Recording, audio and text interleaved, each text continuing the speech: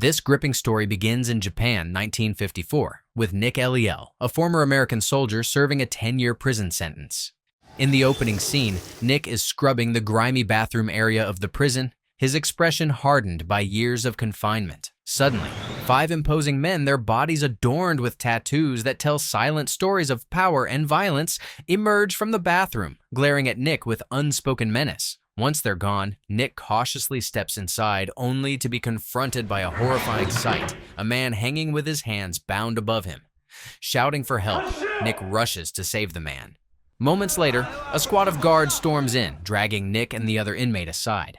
Their punishment is swift and brutal. The head guard, barking orders in Japanese, waves a letter found on the victim, though Nick's lack of understanding leaves him in the dark. The tension builds as the head guard's frustration boils over, and Nick is thrown into solitary confinement. Inside the dim, claustrophobic cell, Nick discovers he's sharing this space with the very man he saved. The man introduces himself. My name is Kiyoshi. A member of the powerful Shiramatsu Yakuza clan. Kiyoshi, speaking in fragmented English, reveals an audacious plan for escape. He explains he will fake a desperate act to be sent to the hospital, where Shiramatsu allies will aid his escape. In return, he promises Nick the protection of the clan if he assists. I need your help. Nick listens intently as Kiyoshi lays out the details. A sharp tool is needed for the act, and Kiyoshi entrusts Nick to find one. The opportunity comes while the prisoners labor under the watchful eyes of the guards. Nick spots a jagged rock among the rubble, carefully pockets it, and later sharpens it into a crude blade. Back in the cell, Kiyoshi prepares for the risky move. He grips the sharpened rock, his eyes locking with Nick's. Kiyoshi's voice is calm but urgent as he gives the final instruction. Nick must ensure he survives and call the guards at the right moment. The plan unfolds with tense precision. As Kiyoshi collapses, blood seeping from his self-inflicted wound, the guards react in a frenzy, rushing him to the hospital. The chaos works in their favor, and Kiyoshi's escape is set into motion. Nick's role in the plan earns him an unexpected reward. His sentence is quietly shortened, and he's released ahead of schedule. Emerging from prison, Nick is almost unrecognizable, his hair freshly cut, his beard shaved, and his face carrying the weight of his experience. He steps into the world outside, his fate now intertwined with the mysterious promises of the Shiramatsu clan. A sleek black car waits outside the prison gates as Nick steps out, his freshly shaven face unreadable. Inside, a driver silently nods in acknowledgement and drives him to the Shiramatsu headquarters in Osaka. Upon arrival, Nick is greeted by officials of the clan who offer their gratitude for his pivotal role in Kiyoshi's escape. One of the leaders, exuding authority, presents him with his first job, a negotiation involving an American businessman. Nick, with no hesitation, agrees. You could help us with that. Maybe I could. That evening, a Shiramatsu member hands Nick a stack of cash to cover a hotel stay. Instead of retreating, Nick explores the city. He finds himself at a gambling den and later a dimly lit bar, where the lively hum of patrons fills the air. There, he notices a striking Japanese woman whose presence commands the room. Intrigued, he tips her generously before slipping into the night. Next day, Kiyoshi escorts Nick to a metal factory for the negotiation. Inside, Nick meets Anthony Panetti, a brash American running the factory. Panetti's demeanor is far from welcoming. He sneers at Nick, mocking Japanese culture and belittling the Yakuza. He flatly rejects Shiramatsu's terms, boasting that he's also negotiating with the Chu clan from Kobe. Panetti's arrogance reaches a peak as he dismisses Nick with contempt. And now, you can get the out of my office. The tension in the room is palpable, and Nick knows words won't shift the balance. Without warning, he grabs a hefty typewriter from the desk and slams it against Panetti's head, leaving the man stunned and bloodied. The message is clear. Panetti reluctantly agrees to Shiramatsu's terms. Following the job's success, Kiyoshi and the Shiramatsu members treat Nick to a celebratory night at a bar. The atmosphere is jovial until members of the rival Seizu clan barge in, radiating hostility. Tensions rise as a Seizu member provokes Nick, his taunts laced with malice. Nick's patience snaps, and he smashes a bottle over the man's head, sparking chaos. Guns are drawn on both sides, but the Seizu members, outnumbered and outmaneuvered, retreat, muttering threats. Nick's unflinching aggression impresses the Shiramatsu, earning him deeper trust from Kiyoshi. As a reward, Kiyoshi grants Nick a luxurious apartment and proposes that he officially join the Yakuza clan. With little hesitation, Nick agrees, his allegiance cemented. Kiyoshi soon involves Nick in another job, this time dealing with a rebellious bar owner refusing to comply with Shiramatsu's control. When negotiations break down, Nick doesn't hesitate. He slashes the owner's throat in a single, decisive move. Kiyoshi finishes the job with a brutal stab, ensuring the clan's dominance remains unquestioned. Afterward, Kiyoshi takes Nick to a Shiramatsu-owned nightclub to relax. Amid the pulsing lights and music, Nick spots the petite Japanese woman he had seen at the bar. Her magnetic movements captivate the room, though she's surrounded by other men. As Nick watches, Kiyoshi steps in, pulling her off the dance floor. His protective demeanor and stern tone suggest he's concerned about her safety, especially with the ongoing tension involving the rival Sue clan. Later, Kiyoshi asks Nick to escort the woman home, introducing her as Miyu, his sister. Nick, take my sister home. When they arrive at her doorstep, Miyu shifts from coy to playful, teasing Nick as she invites him inside. After some hesitation, he accepts, and they share a moment of connection. As they talk, Nick notices a Yakuza tattoo intricately etched onto her back, a mark of the underworld ties that now define both their lives. I should go. You should. The next day, Kiyoshi assigns Nick a critical task, purchasing weapons from an American soldier. He stresses that the deal must remain discreet and detached from any Shiramatsu connections. This means Nick must handle everything on his own. At the docks, Nick finds an unexpected scene, a lifeless body on the ground. Before he can process what's happened, members of the rival Chu clan appear, attempting to disrupt the deal and steal the money. Anticipating trouble, Nick had hidden the $2 million in his car earlier. Frustrated by their failure to find the cash, the Chu members confront Nick aggressively. One of the Chu men orders Nick to kneel, brandishing a weapon. Nick appears to comply, but as the situation escalates, he springs into action. The remaining members retreat, leaving Nick victorious but fully aware of the dangerous repercussions. News of the incident quickly reaches the Shiramatsu leader, who calls a meeting with all key members, including Nick and Kiyoshi. The leader demands an explanation, suspecting that someone leaked the details of the weapons deal. Kiyoshi defends Nick, assuring the leader that the $2 million remains untouched. However, the leader reprimands Nick for escalating the conflict by confronting the Jew members, warning that his actions could provoke a larger gang war. To prevent retaliation, the leader orders a traditional gesture of apology, 2 severed fingers sent to the Chu clan. The weight of the punishment is palpable. Kiyoshi, feeling responsible for involving Nick in the mission, steps forward and offers to take Nick's place. Moved by Kiyoshi's loyalty, the leader agrees. Both Nick and Kiyoshi contribute to the peace offering. A grim but effective resolution to avoid further bloodshed. Later, in a private car ride, the Shiramatsu leader speaks candidly with Nick. Their conversation unveils deeper suspicions. The leader believes there's a mole within the Shiramatsu clan, likely feeding information to the Chu. The car eventually stops at a ceremonial venue where Nick is officially inducted into the Shiramatsu clan. The ceremony, steeped in tradition, marks Nick's acceptance as a trusted member of the family.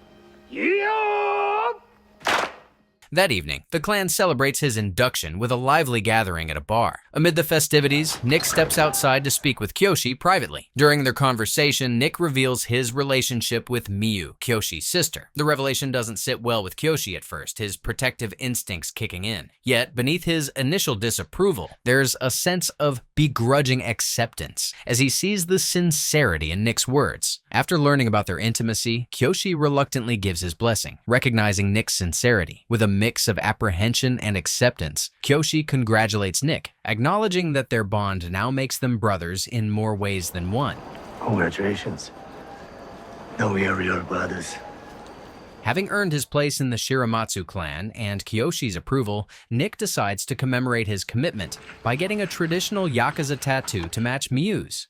The intricate design symbolizes loyalty and strength. As the tattooist works, Miu stays by Nick's side, explaining the deep cultural significance of the body art. Her presence reinforces Nick's determination to embrace his new identity fully, not just for the clan, but for the family he is building with her. In the days that follow, Nick immerses himself completely in the Yakuza lifestyle, earning respect within the clan. But the shadows of his past encounters linger. While riding a train with Miu one afternoon, Nick's sharp instincts catch sight of a familiar face, a Seizu member who had once tried to kill him at the docks. Tension flickers in his eyes, though he keeps his thoughts to himself, determined to protect Miu from any danger. Meanwhile, the Seizu clan arrives at the Shiramatsu headquarters with plans to propose a business deal. Their approach immediately raises eyebrows. Instead of sending a respected elder, they dispatch a younger representative, a decision the Shiramatsu leader sees as an insult. Despite the leader's displeasure, Orochi, a senior officer within the Shiramatsu clan, advises him to accept the deal. Orochi's insistence only fuels the leader's irritation, leading to an outright rejection of the proposal. That evening, Orochi and Kyoshi drink together at a bar. Frustration bubbles over as Orochi vents about the Shiramatsu leader's dismissal of his advice. Kyoshi, sensing Orochi's growing anger, warns him to tread carefully, but the damage is already done.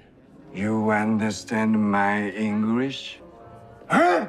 Consumed by his frustrations, Orochi leaves the bar and seeks out Miu. Their past romantic relationship adds layers of complexity to their encounter. Orochi, desperate to rekindle what they once had, pleads with her. Miu, however, is unwavering in her rejection, firmly asserting that their relationship is over. Orochi's fragile composure shatters, and in a fit of rage, he lashes out, slapping her and attempting to harass her. Miu manages to escape, her resolve to stay by Nick's side stronger than ever. The next day, the Seizu and Shiramatsu clans meet again, this time at a sumo match, a setting steeped in tradition and formality. The Seizu chairman personally approaches the Shiramatsu leader, raising the stakes of their proposal. This is no longer about business, but an audacious invitation for the Shiramatsu leader to retire and merge the clans under Seizu's control. The boldness of the offer sets the stage for an inevitable confrontation, one that threatens to unravel the fragile threads of peace holding the clans together. The Shiramatsu leader firmly rejects the Seizu chairman's audacious offer, considering it a blatant insult to the clan's honor. As tensions rise, Nick steps forward with a sharp reminder. He warns the Seizu chairman that the Shiramatsu are wolves, fierce and untamed, not mere dogs confined by fences. On his way home, Nick encounters an unexpected figure from his past. Polly Bowers, an American soldier and his former partner, appears out of nowhere. Bowers, currently on leave, is both surprised and pleased to see Nick. Their initial reunion is cordial, but the mood quickly shifts. During their conversation, Bowers reveals that he knows Nick faked his death to avoid a court-martial. Yeah? You. And threatens to report him. Realizing the danger, Nick swiftly changes tactics, inviting Bowers to his home under the guise of hospitality. Once at his place, Nick keeps his composure, offering Bowers a drink to lower his guard. In a sudden, calculated move, he plunges a small knife into Bowers' neck, eliminating the threat before it can escalate. Nick disposes of the body and heads to Miu's house, seeking solace. When Miu opens the door, Nick is horrified to see a fresh bruise on her face. His anger boils over as he demands to know who hurt her, but Miu refuses to reveal the culprit. Instead, she drops a life-altering revelation. There's a baby in me. Despite the emotional weight of her confession, Miu surprises Nick by asking him to leave. Conflicted and frustrated, Nick reluctantly departs. Determined to protect Miu and their unborn child, Nick visits Kiyoshi to share the news. He tells Kiyoshi that he is willing to leave the Shiramatsu clan if it means ensuring Miu's safety. Instead of reacting with anger, Kiyoshi invites Nick inside. In a solemn gesture, Kiyoshi presents Nick with 2 swords, a traditional daisho set. He explains the symbolic meaning of the blades, one for taking lives, the other for one's own. Kiyoshi, who has cared for Miu since she was a child, entrusts her future to Nick, placing immense faith in him. Moved by the gesture, Nick accepts the responsibility and picks up one of the swords. He then seeks Kiyoshi's help in burying Bauer's body, solidifying their bond of trust. Meanwhile, at the Seizu clan headquarters, Orochi is revealed as a traitor. Seething with bitterness, he conspires with the Seizu leader, plotting the Shiramatsu clan's downfall from the inside. The next day, the Shiramatsu leader, accompanied by Kiyoshi and Nick, visits a tailor shop for a fitting. While the leader is in the dressing room, Nick senses something is amiss and goes to check. To his shock, he discovers an employee attempting to strangle the leader. Nick leaps into action, struggling to save him, but the situation takes a grim turn when Kiyoshi arrives. Without hesitation, Kiyoshi shoots the assailant dead. The group scrambles to leave, but their escape is cut short by an ambush from Seizu clan members. A fierce battle erupts as Nick and Kiyoshi fight valiantly to protect the leader. In the midst of the chaos, a Seizu gunman targets Kiyoshi and the shot finds its mark. Kiyoshi collapses, fatally wounded, leaving Nick and the Shiramatsu leader devastated. At the clan's hideout, the leader calls an emergency meeting with the remaining members. He reveals that Seizu clan members were part of the car escorting them to the tailor shop, confirming the existence of a traitor within their own ranks. Anger boils over as the Shiramatsu leader declares war on the Seizu clan, vowing to avenge Kiyoshi's death. When Nick breaks the devastating news of Kiyoshi's death to Miu, she is overcome with grief. Her cries echo through the room, and her anguish only strengthens Nick's resolve. Alongside the remaining Shiramatsu members, he begins a relentless campaign to dismantle the Seizu clan. With calculated precision, Nick eliminates Seizu operatives one by one, his actions striking fear into the heart of their organization. The tide of the war begins to turn when Nick intimidates a high-ranking Seizu leader, leaving the Shiramatsu on the brink of victory. However, the Seizu leader sends a chilling message via a young boy who delivers it to the Shiramatsu headquarters. The message proposes a decisive, weaponless battle in a neutral location to end the bloodshed, once and for all. Despite the risks, the Shiramatsu leader agrees, sending Nick and the remaining clan members to the docks for the final confrontation. At the docks, the atmosphere is tense. The Seizu chairman arrives, flanked by none other than Orochi. In a shocking turn, Orochi openly admits to betraying the Shiramatsu, aligning himself with the Seizu clan. The Shiramatsu leader, heartbroken by Orochi's betrayal, approaches him with open arms, offering forgiveness and pleading for him to return to the clan before it's too late. But the moment of reconciliation turns deadly when Orochi stabs the Shiramatsu leader his life in a ruthless act of treachery. The Shiramatsu members, now surrounded and outmatched, can only watch helplessly as Orochi declares the end of the Shiramatsu clan. He turns to Nick, offering to surrender his life in exchange for Nick leaving Miu. Refusing to entertain Orochi's manipulative offer, Nick prepares to strike, but a sniper's bullet tears through his leg, halting his advance. Meanwhile, the Seizu clan orchestrates a police raid, setting fire to the Shiramatsu headquarters and crushing what remains of the once powerful clan. That night, Nick sneaks past Seizu guards to reach Miu's home. Determined to rescue her, with quiet determination, he spirits her away to safety. But his quest for vengeance isn't over. Armed with the Daisho sword Kiyoshi entrusted to him, Nick boldly marches to the Seizu headquarters. Standing before the clan, he demands the right to confront Orochi and settle the score. What do you want? I want you to allow me to kill him. Orochi, confident and dismissive, tosses the Daisho sword back at Nick, mocking him as an outsider who will never truly belong to the Yakuza. You aren't the Yakuza. Outsider. Nick's response is swift and final. The Seizu clan leader, witnessing the execution, surprisingly intervenes, preventing another member from retaliating. He orders Nick to leave, acknowledging that he has avenged the Shiramatsu by eliminating Orochi. Nick complies, leaving the Seizu headquarters in silence. The story concludes with Nick arriving at the apartment where he has hidden Miu. She embraces him tightly, their shared pain momentarily eclipsed by the relief of being together again. A Shiramatsu Yakuza member guarding the apartment bows to Nick, silently acknowledging him as the potential new leader of the Shiramatsu clan.